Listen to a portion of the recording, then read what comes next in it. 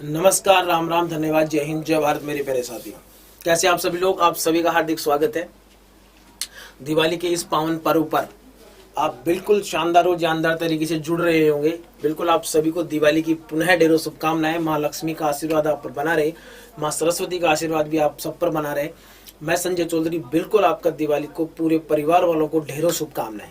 सबने दिवाली का आनंद तो लेंगे, ठीक है ना। दिवाली पूजन का कार्यक्रम भी अब कुछ समय बाद स्टार्ट होने वाला होगा, तो बिल्कुल आपको इस दिवाली की ढेरों शुभकामनाएं। आपका जीवन मंगलमय हो। चलिए, इस दिवाली भी आप अपनी पढ़ाई से वंचित ना हो, इसलिए बिल्कुल आपके साथ मैं जुड़ रहा हूं बिल्कुल शानदार वाले सेशन से। तो चलिए मेरे प्यारे दोस्तों, देखिए सबसे पहली बात जो हम करने चाह रहे हैं वो क्या है, आज का महत्वपूर्ण प्रश्न क्या रहने वाला है, उन सभी की हम क्या करेंगे दोस्तों, चर्चा करेंगे। ठीक है, चलिए देखिए, आप अगर कोई भी कोर्स लेना चाहते हैं तो एक बार अड्डा 24/7 की ऐप डाउनलोड कर लें। बिल्कुल वहां पर आपको नए फीचर्स देखने को मिलेंगे, क्विज वगैरह देखने को मिलेंगे। सारी चीजें आपके लिए बहुत ज्यादा इंपॉर्टेंस रखने वाली है, तो बिल्कुल किसी प्रकार की कोई दिक्कत आपको नहीं होनी चाहिए।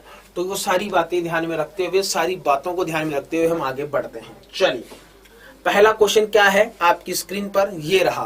पहला क्वेश्चन देखिए, मस्त और बिंदास तरीके से और शानदार तरीके से जवाब दीजिए कि पहला क्वेश्चन क्या रहने वाला है। ठीक है, चलिए कोई दिक्कत वाली बात नहीं है, पहले क्वेश्चन पर हम पहुंच रहे हैं। जोधपुर में प्राचीन राजाओं की छतरियों एवं उद्यान के लिए, जोधपुर में प्राचीन राजाओं की छतरियों एवं उद्यान के लिए प्रसिद्ध स्थान का नाम क्या है? जोधपुर में, ठीक है, जोधपुर में बेटा, जोधपुर यानी मारवाड़ की बात कर रहा हूं। तो जोधपुर में दोस्तों आप इसका आंसर बताइए मुझे, जोधपुर में किसका राज था? ये भी तो इंपोर्टेंसी वाली बात है। तो जोधपुर में राठौड़ वंश का राज था। किसका? राठौड़ वंश का राज है। किसका? राठौड़ वंश का राज है। और राठौड़ वंश के संस्थापक अगर आपसे पूछ लिए जाएं तो राठौड़ वंश के संस्थापक हैं राउ सिंहा। राठौड़ वंश के संस्थापक कौन है? राउ सिंहा राठौड़ वंश के संस्थापक हैं। राउ सिंहा राठौड़ वंश के संस्थापक हैं, यह आपको पता होना चाहिए। इसमें दिक्कत भी क्या बात है, इसमें समस्या भी क्या है, बातें तो एक ही चल रही हैं। तो जोधपुर में प्राचीन राजाओं की छतरियों एवं उद्यान के लिए प्रसिद्ध स्थान का नाम बिल्कुल जल्दी जल्दी बताइए। बिल्कुल सभी का जवाब सही है। सही जवाब इसका क्या रहने वाला है, यह आपको बताना होगा। तो बिल्कुल मेरे प्यारे दोस्तों, इसका सही जवाब बताइए। इसका सही जवाब क्या होगा, अच्छे से बताइए, फटाफट तरीके से। तो देखिए, इसका सही जवाब होगा मंडोर। बेटा मंडोर में, ठीक है, मंडोर में एक थंबा महल भी है। कौन सा महल? एक थंबा महल। एक थंबा महल कहां पर है? मंडोर में है। और अगर आपसे पूछ लिया जाए कि एक थंबिया महल, क्या एक थंबिया महल कहां पर है? तो एक थंबिया महल अगर आपसे पूछ लिया जाए, एक थंबिया महल होगा मेरे चांद के टुकड़ों डूंगरपुर में। एक थंबिया महल कहां पर होगा? एक थंबिया महल होगा आपके डूंगरपुर में। याद रखिएगा, एक थंबिया महल कहां पर है? तो एक थंबिया महल है आपके डूंगरपुर में। चलिए नेक्स्ट क्वेश्चन की बात करते हैं। और नेक्स्ट क्वेश्चन हमें क्या कहना चाह रहा है, देखिए, प्रसिद्ध 84 खंभों की छतरी, 84 खंभों की छतरी बेटा, 84 खंभों की छतरी की बात कर रहा है। 84 खंभों की छतरी कहां पर है? कोटा, झालावाड़, जयपुर व बूंदी। कोटा, झालावाड़, जयपुर व बूंदी में। जल्दी जल्दी बताइए, फटाफट शानदार तरीके से बताइए, मस्त बिंदास तरीके से बताइए। एक ही बात है, बिल्कुल दिवाली के फटाके सब फोड़ेंगे, थोड़ा ध्यान से फोड़िएगा, बच्चों को दूर रखिएगा और ग्रीन फटाकों पर ज्यादा फोकस करिएगा, प्रदूषण से दूर रहिएगा, ज्यादा पोल्यूशन मत करिएगा दोस्तों। याद रखिए ना, किसी को सांस की प्रॉब्लम है तो उसको कोई तकलीफ ना हो, हम यही कोशिश करें तो ज्यादा बेटर रहेगा। ठीक है, तो वही सारी बातें आपको याद रखनी है। तो प्रसिद्ध 84 खंभों की छतरी कहाँ स्थित है? तो प्रसिद्ध 84 खंभों की छतरी मेरे चांद के टुकड़ों कहाँ पर? बूंदी में स्थित है। प्रसिद्ध 84 खंभों की छतरी कहाँ पर है? बूंदी में। बूंदी में एक देवपुरा गांव है। बूंदी में देवपुरा गांव है। यहां पर क्या है, इसका 84 खंभों की छतरी का निर्माण करवाया गया बूंदी में, देवपुरा गांव में। तो बूंदी एक चित्रकला के लिए भी फेमस है। बूंदी में सर्वाधिक पशु पक्षियों के चित्र बनाए गए उसलिए भी फेमस है। बूंदी तारागढ़ दुर्ग के लिए भी फेमस है। तारागढ़ दुर्ग जो बूंदी में है उसको ऊपर से देखने पर वो तारे के समान दिखाई देता है। बूंदी का दरवाजा है जहां पर पशु पक्षियों के चित्र बने हुए हैं। काफी सारे ऐसे सिनेरियो सेट हैं जो बूंदी को अपने आप में एक विशेष महत्वपूर्ण स्थान बनाते हैं। चलिए क्वेश्चन नंबर 3 पर आइए। जयपुर में स्थित गेटोर की छतरियां किस वंश के राज परिवार से संबंधित है?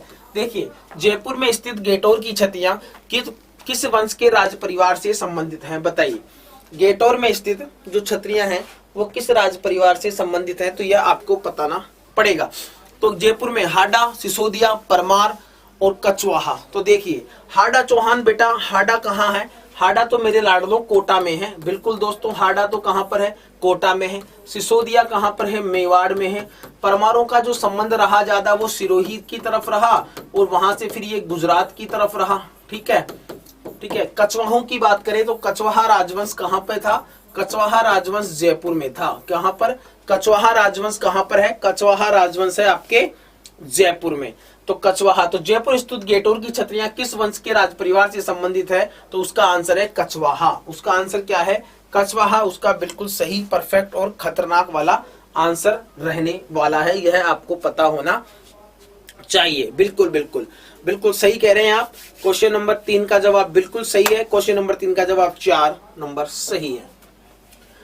राजस्थान में बड़ा बाग की छतरियां कहां पर स्थित है?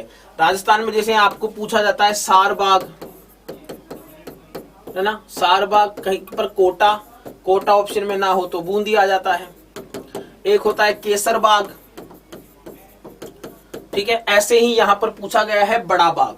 तो जल्दी से बताइए, फटाफट तरीके से, मस्त और बिंदास तरीके से बताइए कि बड़ा बाग की छतरियां, हाँ लाडलो, बड़ा बाग की छतरियां कहां पर स्थित है?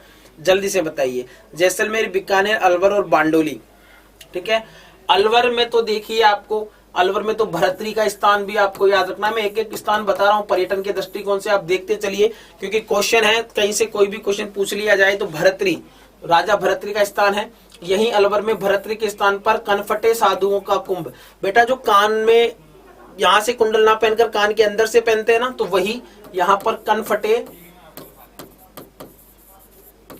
साधुओं का कुंभ, कनफटे साधुओं का कुंभ भी यहां पर भरता है। ठीक है, ठीक है, अलवर में। बीकानेर आपको पता है कपिल मुनि का मेला, बीकानेर में कपिल मुनि का मेला, कपिल मुनि का मेला का संबंध भी कहां पर है? यहीं पर है। तो यहां पर सही आंसर होगा कि बड़ा बाग की छतरियां आपके कहां पर है? तो बड़ा बाग की छतरियां आपके जैसलमेर में है।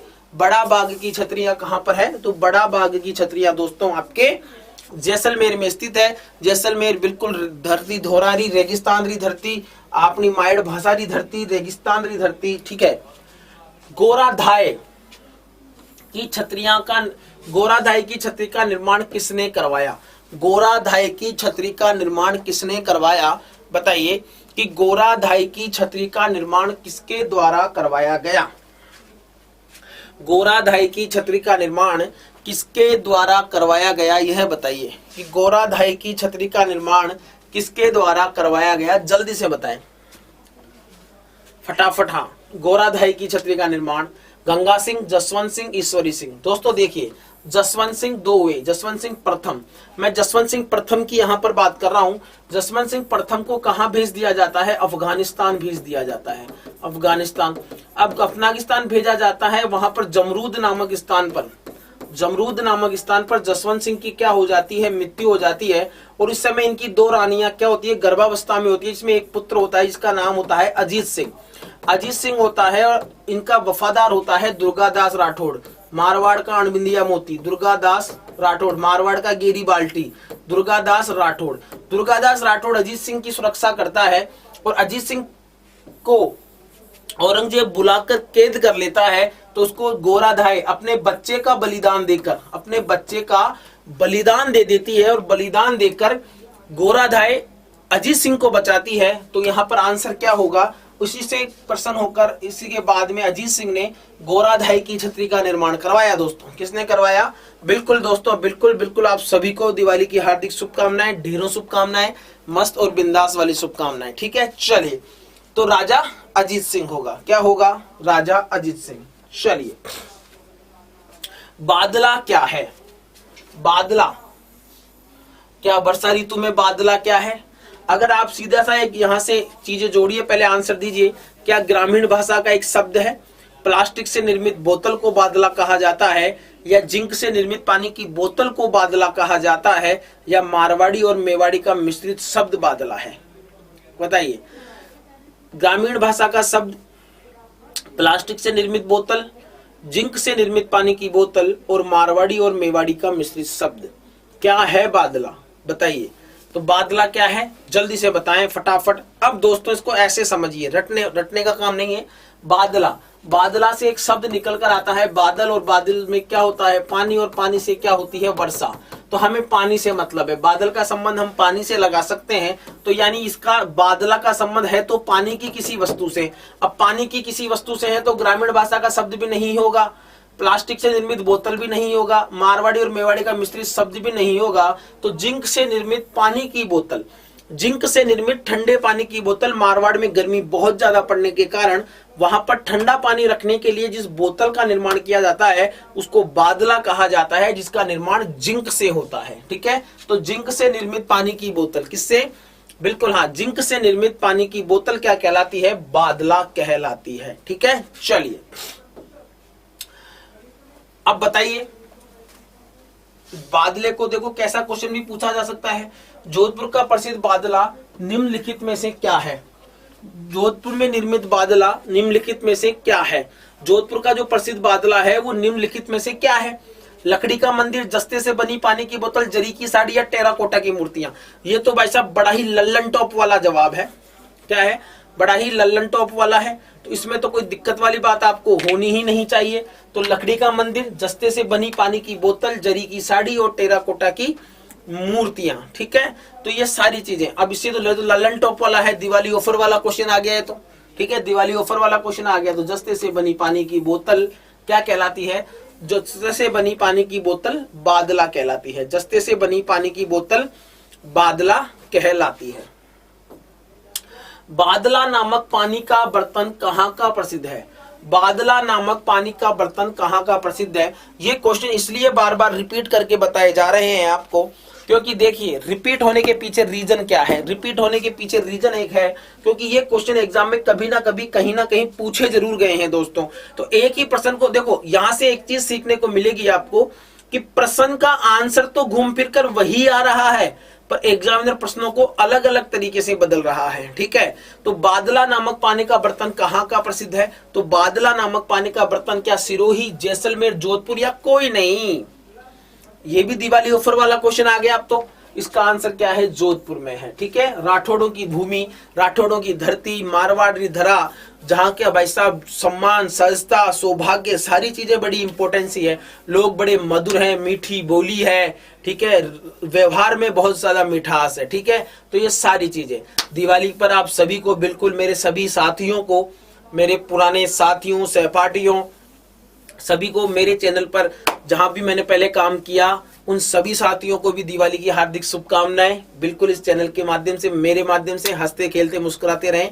कभी भी किसी बात की कोई समस्या हो तो मुझे जरूर याद करें। ठीक है, चलिए अब बादला नामक पानी का बर्तन कहाँ का प्रसिद्ध है? जोधपुर का। कपड़े पर मोम की परत चढ़ाकर, कपड़े पर मोम की परत चढ़ाकर चित्र बनाने को क्या कहते हैं? कपड़े पर मोम की परत चढ़ाकर। ठीक है, जैसे मान लीजिए यह कपड़ा है, ये क्या है? कपड़ा। ठीक है, इस पर मोम की परत चढ़ा दी। किसकी परत चढ़ा दी बेटा? मोम की परत। कपड़े पर मोम की परत चढ़ाकर, कपड़े पर मोम की परत चढ़ाकर चित्र बनाने को क्या कहते हैं? वार्तिक, मोलेला, पाने, फड़। वार्तिक, मोलेला, पाने या फड़। मोलेला अपने आप में एक स्थान है, पाने क्या होते हैं, फड़ क्या होते हैं? तो देखिए बेटा, जैसे मान लीजिए घर का प्रवेश द्वार है, ठीक है, और ये हमारा मकान है। ठीक है, तो देखिए घर के प्रवेश द्वार पर किसी मांगलिक कोई बच्चा वगैरह होता है तो देवी देवताओं से बने चित्रों को अपनी बहन बेटियां आती है और चिपकाती ना, पाने कहलाती हैं। वो तो क्या कहलाते हैं? पाने। फड़ का क्या सीन है? तो फड़ का सीन देखिए, सफेद कपड़े पर देवी देवताओं के लोक जीवन को उकारा जाता है सफेद कपड़े पर। ठीक है, वो कहलाती है फड़। मोलेला राजसमंद अपने आप में एक स्थान का नाम है, और यहाँ पर आंसर होगा वार्तिक। यहाँ पर आपका आंसर क्या होगा? यहाँ पर आपका आंसर होगा दोस्तों वार्तिक। ठीक है, चलिए बहुत खूब, कोई दिक्कत नहीं है, जबरदस्त वाला। मथेरण। मथेरण किस जिले का प्रसिद्ध लोक कला है? मथेरण कहाँ की प्रसिद्ध है बेटा? लास्ट क्लासों में भी मैंने आपको बताया था मथेरण कहाँ की प्रसिद्ध कला है। मथेरण कहाँ की प्रसिद्ध कला है, तो देखिए मथेरण किस जिले की प्रसिद्ध लोक कला है, तो समझिए मेरी बात। मथेरण में होता क्या है बेटा, जैसे ये मंदिर है, ये मंदिर का परिक्रमा मार्ग है, ये मंदिर का क्या है, परिक्रमा मार्ग है, ठीक है, यह मंदिर का परिक्रमा मार्ग है। अब देखिए यहां पर दीवारों पर, गीली दीवारों पर फ्रेस्को, बुनो बुनो फ्रेस्को, आला गीला पद्धति है ना, यहाँ पर चित्र बनाए जाते हैं जो जैन धर्म से संबंधित होते हैं, ठीक है, और पौराणिक कथाओं से, जैन की पौराणिक कथाओं से जिनका संबंध होता है वो क्या कहलाते हैं, मथेरण कला। अब मथेरण कला कहाँ की फेमस है, तो मथेरण कला फेमस है आपके कहाँ की, बीकानेर की। मथेरण कला कहाँ की फेमस है, तो मथेरण कला आपके फेमस है बीकानेर की। कहाँ की फेमस है लाडलो, तो बिल्कुल मथेरण कला मेरे चांद के टुकड़ों कहाँ की फेमस है, बीकानेर की फेमस है। चलो बोलियों से भी प्रश्न आया है, अच्छा क्वेश्चन है। मारवाड़ी, मेवाड़ी, बागड़ी, शेखावाटी और राजस्थानी भाषा की किस उपशाखा की प्रतिनिधि बोलियां हैं। मारवाड़ी, मेवाड़ी, बागड़ी, शेखावटी, राजस्थानी भाषा की किस उपशाखा की प्रतिनिधि बोलियां हैं, बताइए।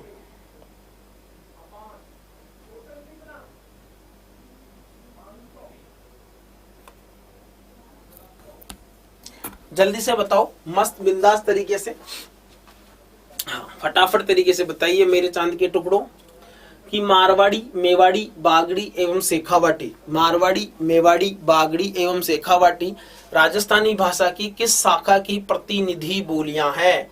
उत्तरी राजस्थानी, दक्षिणी राजस्थानी, पूर्वी राजस्थानी या पश्चिमी राजस्थानी, बताइए। अब दोस्तों ऐसे समझिए, इसको ऐसे समझिए एक बार, ठीक है, ये कंसेप्ट है पूर्व, पश्चिम, उत्तर, दक्षिण। शब्द देखिए मारवाड़ी, मेवाड़ी, तो मारवाड़ी, मेवाड़ी, बागड़ी, शेखावाटी, तो ये वाला कंसेप्ट है, तो इसी को पश्चिमी राजस्थानी सही आंसर माना गया है। तो इसका सही आंसर क्या है, पश्चिमी राजस्थानी। पश्चिमी राजस्थानी की उपशाखा की, पश्चिमी राजस्थानी भाषा की उपशाखा की प्रतिनिधि बोलियां हैं। इसकी भी उपशाखा हैं जिसकी प्रतिनिधि बोलियां हैं कि पश्चिमी राजस्थान की जो उपशाखा है उसमें मारवाड़ी, मेवाड़ी, बागड़ी और शेखावाटी, ये सभी बोलियां इसकी उप बोलियां हैं, ठीक है। चलिए बिल्कुल दोस्तों, क्वेश्चन नंबर 12 बड़ा ही अच्छा प्रश्न है। प्रतिवर्ष राजस्थानी भाषा दिवस कब मनाया जाता है। प्रतिवर्ष राजस्थानी भाषा दिवस कब मनाया जाता है, बताइए। 5 अप्रैल, 19 अप्रैल, 21 फरवरी, 14 सितंबर, बताओ फटाफट। हाँ, प्रतिवर्ष राजस्थानी भाषा दिवस, प्रतिवर्ष राजस्थानी भाषा दिवस कब मनाया जाता है। 5 अप्रैल, 19 अप्रैल, 21 फरवरी या 14 सितंबर को, जल्दी से बताएं, फटाफट जवाब दो। हाँ जल्दी जल्दी,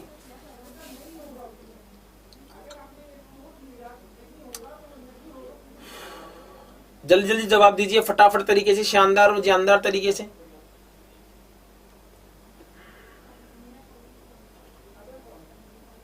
हाँ दोस्तों बिल्कुल, कहीं का जवाब सही है, कहीं का गलत है, मिला जुला सा असर है। 21 फरवरी को, प्रतिवर्ष 21 फरवरी को राजस्थानी भाषा दिवस। आप राजस्थान के निवासी हैं, आपको ये भी तो पता होना चाहिए कि हमारी राजस्थानी भाषा का दिवस कब मनाया जाता है। तो राजस्थानी भाषा दिवस मनाया जाता है लाडलो 21 फरवरी को। राजस्थानी भाषा दिवस कब मनाया जाता है, राजस्थानी भाषा दिवस 21 फरवरी को मनाया जाता है, ठीक है ना। चलिए सन 1961 की जनगणना रिपोर्ट के अनुसार राजस्थानी की कुल कितनी बोलियां मानी गई है। सन 1961 की जनगणना रिपोर्ट के अनुसार राजस्थानी की कुल कितनी बोलियां मानी गई है। सन 1961 की जनगणना रिपोर्ट के अनुसार राजस्थानी की कुल कितनी बोलियां मानी गई है। राजस्थानी की कुल कितनी बोलियां, कि राजस्थान में कितनी बोलियां बोली जाती होंगी, क्या 61, क्या 67, क्या 63, क्या 81, 61, 68, 73, 81, बताइए। सन 1961 की जनगणना रिपोर्ट के अनुसार राजस्थानी की कुल कितनी बोलियां मानी गई है? बताइए जल्दी से, ए बी सी डी। क्या जवाब होगा दोस्तों? फटाफट, हाँ बिल्कुल मेरे चांद के टुकड़ों, जल्दी जल्दी बताइए, मस्त और बिंदास तरीके से, फटाफट तरीके से। हाँ बेटा सब बिंदास है, कोई दिक्कत नहीं है, जो भी है सब सही है। चलिए बताइए, ठीक है, सब अपनी अपनी जगह वेल एंड गुड है। चलिए आइए, आंसर क्या है? 73। आंसर क्या है? 73 बेटा। 1961 की जनगणना रिपोर्ट के अनुसार राजस्थान की कुल कितनी बोलियां मानी गई है? तो 73 बोलियां मानी गई है, यह पता होना चाहिए। चलिए नेक्स्ट क्वेश्चन की बात करते हैं। किस बोली को राजस्थान की प्रधान व मानक बोली कहा जाता है? गजब। किस बोली को राजस्थान की प्रधान बोली व मानक बोली, स्टैंडर्ड मानक, ठीक है, प्रधान बोली, प्राइमरी, ठीक है, किस बोली को राजस्थान की प्रधान व मानक बोली बोला जाता है? मारवाड़ी, मेवाड़ी, शेखावाटी या गोड़वाड़ी?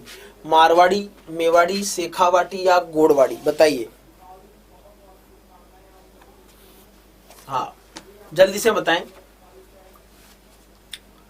अच्छा क्वेश्चन है, एग्जाम में कई बार पूछा भी गया है और फिर भी ये इंपॉर्टेंस ही रखता है अपने आप में, इंपॉर्टेंट क्वेश्चन है, वेरी वेरी इंपॉर्टेंट क्वेश्चन है। किस बोली को राजस्थान की प्रधान व मानक बोली कहा जाता है?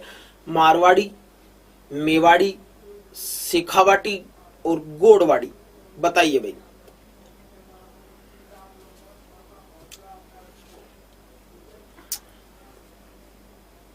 मारवाड़ी, मेवाड़ी, शेखावाटी, गोड़वाड़ी?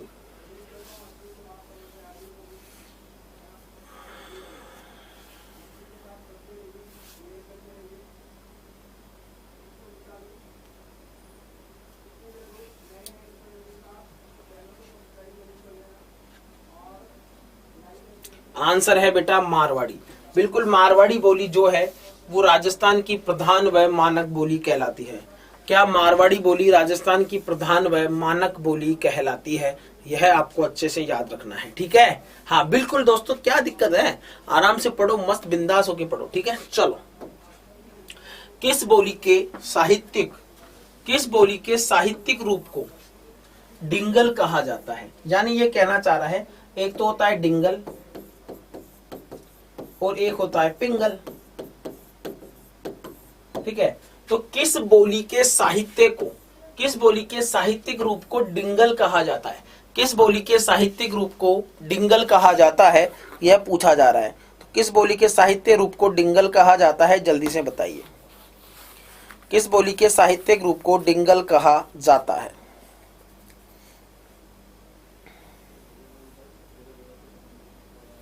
किस बोली के साहित्यिक रूप को डिंगल कहा जाता है?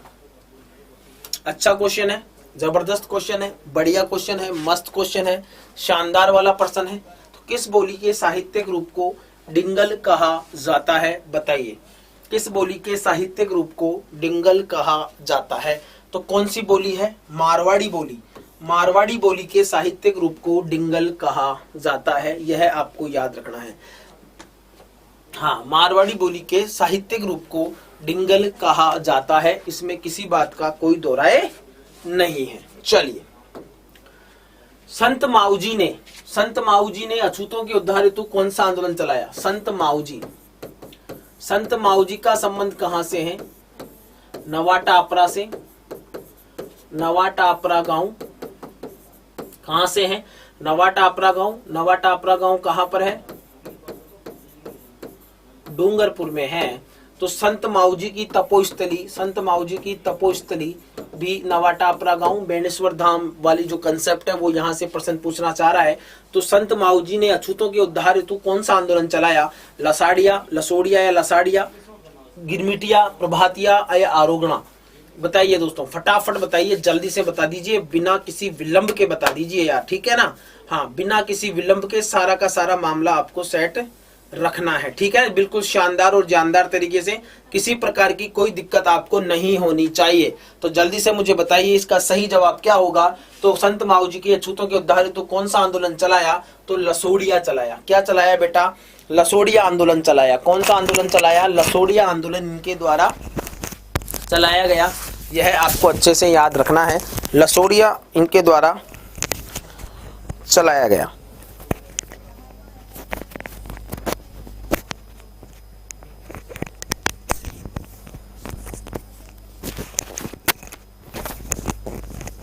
बिल्कुल सही आंसर है, जिनका लसोड़िया है उनका बिल्कुल सही जवाब है। लसोड़िया आंदोलन चलाया गया। कौन सा आंदोलन चलाया गया? लसोड़िया आंदोलन जिनके द्वारा चलाया गया। ठीक है, चलिए नेक्स्ट क्वेश्चन पर आइए। नेक्स्ट उत्तर क्या है उसके बारे में चर्चा कर लेते हैं एक बार। संत माऊजी का संबंध निम्न में से किस मंदिर से है? हाँ, संत माऊजी का संबंध निम्न में से किस मंदिर से है? शेषपुर, पुंजपुर, साबला या उपयुक्त सभी?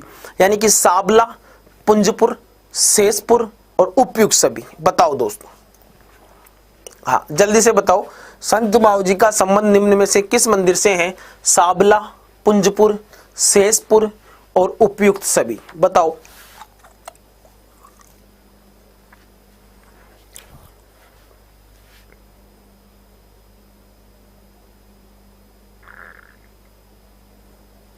हाँ जल्दी से बताओ।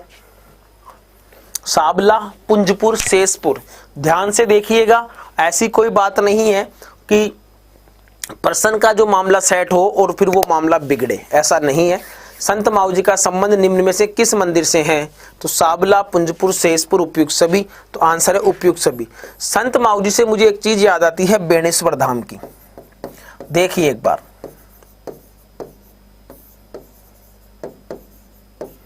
बेणेश्वर धाम। बेणेश्वर धाम से मैं बात करूं तो बेणेश्वर धाम को दोस्तों आदिवासियों का, बेणेश्वर धाम को आदिवासियों का कुंभ भी कहा जाता है। बेणेश्वर धाम को आदिवासियों का कुंभ भी कहा जाता है। बेणेश्वर धाम पर यहाँ पर खंडित शिवलिंग की पूजा होती है। किसकी? खंडित शिवलिंग की। किसकी पूजा होती है बेटा? खंडित शिवलिंग की पूजा होती है। क्योंकि जब संत माऊजी की तपोस्थली, संत माऊजी जब तपस्या कर रहे थे तो इन्हें पता लगा कि इनको ऐसा महसूस हुआ, जब वहां खुदाई करवाई गई तो खुदाई के दौरान शिवलिंग तो मिला, पर खुदाई के दौरान वो शिवलिंग था वो खंडित हो गया। पर उसी ऐसे के एजिटेड शिवलिंग को ही यहाँ पर स्थापित कर कर उसकी प्राण प्रतिष्ठा कर उसको वहां पर पूजा होने लगी। तो आदिवासियों का कुंभ, खंडित शिवलिंग की पूजा। और दूसरा बात देखिए, यह सोम, माही, जाखम नदियों के, सोही, माही, जाखम नदियों के त्रिवेणी संगम पर स्थित है। सोम, माही, जाखम के त्रिवेणी संगम पर स्थित है। कौन? बेणेश्वर धाम। खंडित शिवलिंग की पूजा सोम, माही, जाखम नदियों के त्रिवेणी संगम पर स्थित है और इसे आदिवासियों का कुंभ कहा जाता है। क्या कहा जाता है? आदिवासियों का कुंभ। और यहां पर बिल्कुल सही आंसर है आपका ये वाला, बिल्कुल परफेक्ट आंसर है। ठीक है, कोई दिक्कत नहीं है। चलिए, वागड़ की मीरा, बहुत अच्छा प्रश्न है। वागड़ की मीरा कही जाने वाली गौरीबाई का जन्म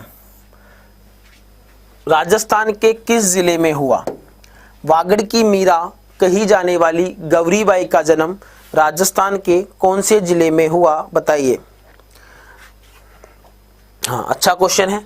बिल्कुल, अगर थोड़ा सा दिमाग लगाएंगे तो बिल्कुल जवाब आपको मिल जाएगा कि वागड़ की मीरा कही जाने वाली गौरीबाई का जन्म राजस्थान के किस जिले में हुआ?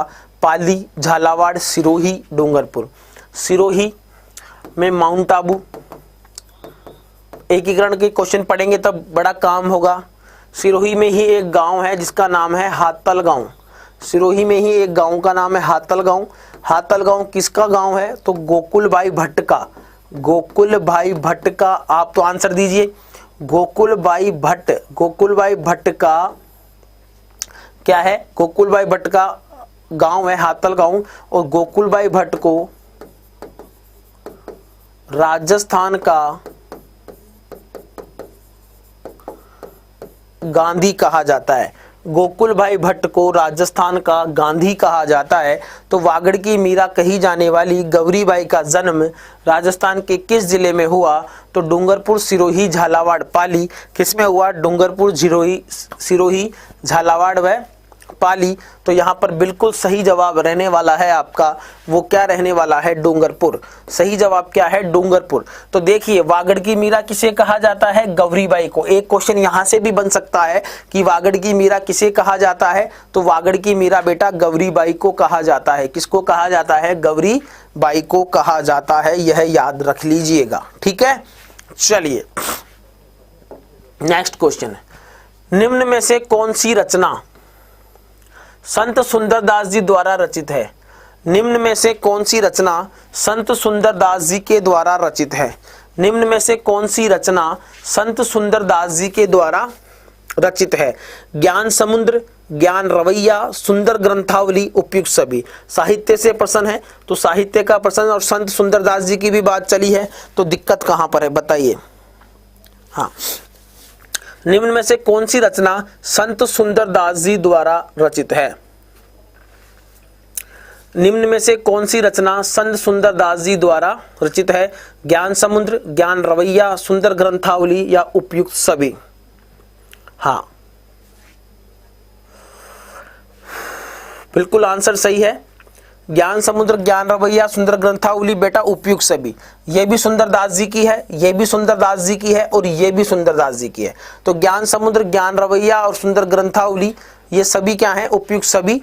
और ये सभी किसका है, इसी का ही नाम है, यानी इन्हीं के ही क्या है दोस्तों, प्यारे प्यारे ग्रंथ हैं। चलिए, किस संत को राजस्थान का कबीर कहा जाता है। किस संत को राजस्थान का कबीर कहा जाता है बताइए। लालदास, चरणदास, दादू दयाल, हरिदास, निरंजनी। किस संत को राजस्थान का कबीर कहा जाता है। किस संत को राजस्थान का कबीर कहा जाता है। लालदास, चरणदास, दादू दयाल, हरिदास, निरंजनी, बताइए। तो देखिए आंसर है दादू दयाल जी। दादू दयाल जी ने दादू संप्रदाय की स्थापना करी। दादू दयाल जी ने दादू संप्रदाय की स्थापना करी। इनका जन्म अहमदाबाद में हुआ। कहां पर हुआ, अहमदाबाद में इनका जन्म हुआ। उसके बाद देखिए इन्होंने सांभर में सर्वप्रथम क्या दिया, सांभर में इन्होंने क्या दिए, उपदेश दिए। ठीक है, यह किसके समकालीन थे, तो यह अकबर के समकालीन थे। उसके बाद नरेना में इन्होंने मुख्य पीठ बनाई, और नरेना मुख्य पीठ पर ही इनका क्या हुआ, देहावसान हुआ। देहावसान हुआ। ठीक है, इस दादू संप्रदाय में जलाया नहीं जाता, ना जलाया जाता है इन संतों को, ना दफनाया जाता है। यहाँ पर जंगल में छोड़ दिया जाता है पशु पक्षियों के लिए। इनको भेराना में, भेराना की पहाड़ियाँ, भेराना की पहाड़ी पर छोड़ दिया गया, जिसे वर्तमान में दादू खोल के नाम से जाना जाता है। ठीक है, जिसे वर्तमान में दादू खोल के नाम से जाना जाता है। और राजस्थान का कबीर संत दादू दयाल जी हैं, और इनके पूजा स्थलों को ये याद रखिएगा। ठीक है, चलिए, तो दादू दयाल जी यहाँ पर आपका बिल्कुल सही, परफेक्ट, जबरदस्त और शानदार वाला जवाब है। चलिए, वाह भाई वाह। हाड़ौती का हवा महल, हाड़ौती का हवा महल कहाँ पर स्थित है। हाड़ौती का हवा महल कहाँ पर स्थित है बताइए। हाड़ौती का हवा महल कहाँ पर स्थित है। कोटा, बूंदी, बारां और झालावाड़। हाड़ौती का हवा महल कहाँ स्थित है, कोटा, बूंदी, बारां और झालावाड़। बताओ, हाड़ौती का हवा महल कोटा, बूंदी और बारां, झालावाड़। यानी ये तो निश्चित है, चारों के चारों जो जिले हैं वो हाड़ौती के ही हैं। चारों के चारों जो जिले हैं वो कहाँ के हैं, चारों के चारों जिले ही हाड़ौती के हैं। तो कोटा, बूंदी, बारां और झालावाड़। बताओ भाई दोस्तों, जल्दी से बताओ। ठीक है, तो हाड़ौती का हवा महल अबली मीणी का महल। हाड़ौती का हवा महल यानी अबली मीणी का महल। अबली मीणी के महल को हाड़ौती का हवा महल कहा जाता है। और हाड़ौती का हवा महल कहीं पर नहीं है, हाड़ौती का हवा महल है आपके कोटा में। हाड़ौती का हवा महल कहाँ पर है, हाड़ौती का हवा महल है दोस्तों आपके कोटा में। तो हाड़ौती का हवा महल अबली मीणी का महल कहा जाता है, जिसे जो कहाँ पर स्थित है, जो कोटा में स्थित है। चलिए, शेखावाटी का हवा महल, शेखावाटी का, शेखावाटी का हवा महल कहां पर स्थित है। बताइए शेखावाटी का हवा महल कहाँ पर स्थित है? जल्दी से बताइए शेखावाटी का हवा महल कहाँ पर स्थित है? फटाफट बताइए।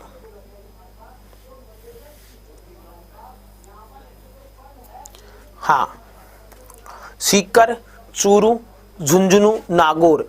सीकर, चूरू, झुंझुनू और नागौर। शेखावाटी का हवा महल कहाँ पर स्थित है? सीकर, चूरू, झुंझुनू और नागौर। बताओ भाई, सीकर, चूरू, झुंझुनू और नागौर। तो इसका सही आंसर है सीकर, चूरू, झुंझुनू और नागौर। तो इसका बिल्कुल सही आंसर है झुंझुनू में। दोस्तों देखिए, झुंझुनू में एक मंदिर है रानी सती का मंदिर। रानी सती का मंदिर,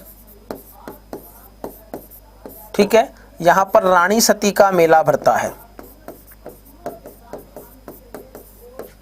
रानी सती का मेला भरता है कब?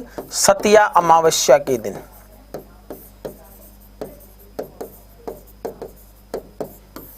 ठीक है, सतिया अमावस्या के दिन रानी सती का मंदिर, जहां पर रानी सती का मेला भरता है। किसका मेला भरता है दोस्तों? जहां पर रानी सती का मेला भरता है। ठीक है, चलिए, कांठल का ताजमहल, कांठल का ताजमहल किसे कहा जाता है?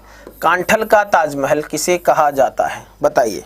देखो, अबली मिनी का महल, हाड़ौती का हवा महल, हाड़ौती का हवा महल, ठीक है, जसवंतधड़ा, राजस्थान का ताजमहल,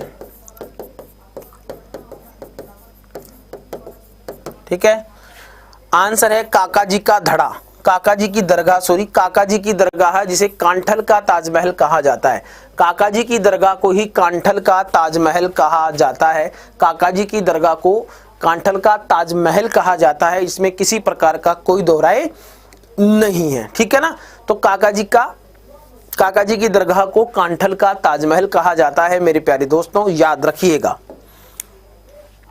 बिल्कुल, देखो कितना अच्छा क्वेश्चन है। अबली मिनी के महल को छोटा ताजमहल किस इतिहासकार ने कहा? बहुत अच्छा प्रश्न है। अबली मिनी के महल को छोटा ताजमहल, अबली मिनी के महल को छोटा ताजमहल किसने कहा? अबली मिनी के महल को छोटा ताजमहल किसके द्वारा कहा गया? फर्ग्यूसन के द्वारा, गौरीशंकर ओझा के द्वारा, कर्नल जेम्स टोड के द्वारा, या इनमें से कोई नहीं? हाँ बताइए, अबली मिनी के महल को छोटा ताजमहल किस इतिहासकार ने कहा? फर्ग्यूसन ने, गौरीशंकर ओझा ने, कर्नल जेम्स टोड ने, और या इनमें से कोई नहीं? तो अबली मिनी के महल को छोटा ताजमहल किस इतिहासकार ने कहा?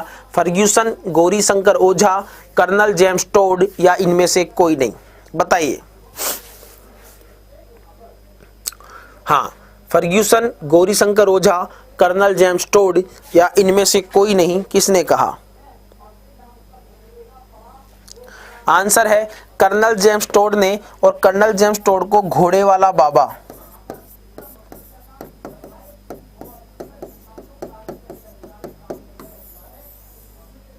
क्या घोड़े वाला बाबा कर्नल जेम्स टोड को कहा जाता है?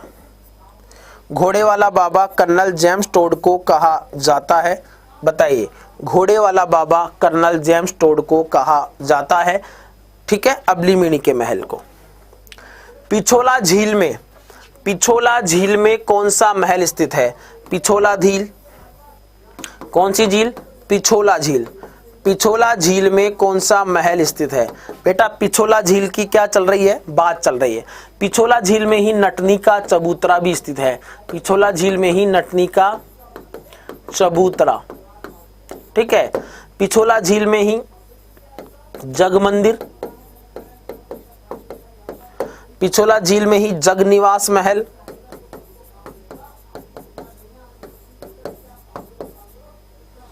जगनिवास महल, पिछोला झील में ही जगनिवास